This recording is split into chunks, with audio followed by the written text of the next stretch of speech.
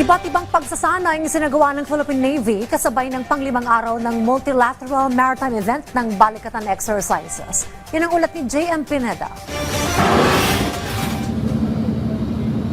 Maingat na inilagay sa stretcher at sinuri ng mga tauhan ng Philippine Navy ang pasyenteng ito. At saka nilagay sa loob ng helicopter at siniguro na maayos ang pagkakalagay ng mga safety straps sa pasyente.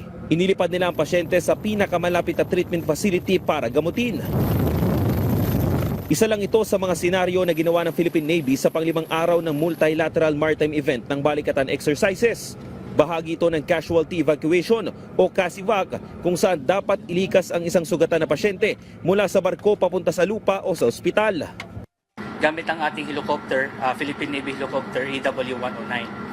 Nagkaroon tayo ng dalawang senaryo sa exercise na ito. Una ay ang pag-transfer natin ng isang non-ambulatory patient, which is ito yung pasyente na hindi kayang maglakad na kinakailangang ilagay sa isang stretcher.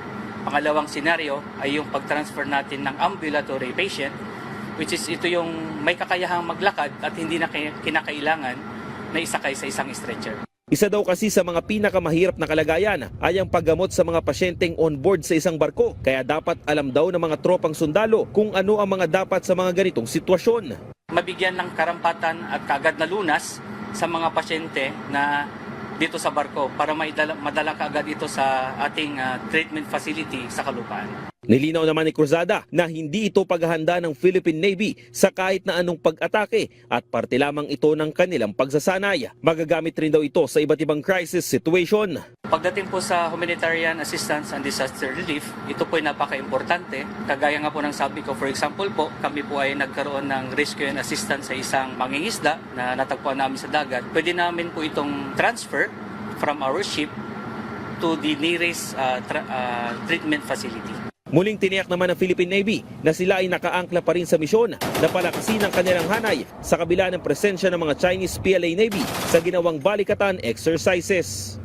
Kabilang rin sa prioridad ng Philippine Navy ang kaligtasan ng bawat kalahok sa multilateral maritime exercises ng Balikatan. Kaya naman hindi rin nila nilubayan ang pagmonitor sa mga barko ng China habang isinasagawa ang pagsasanay. J.M. Pineda para sa Pambansang TV sa Bagong Pilipinas.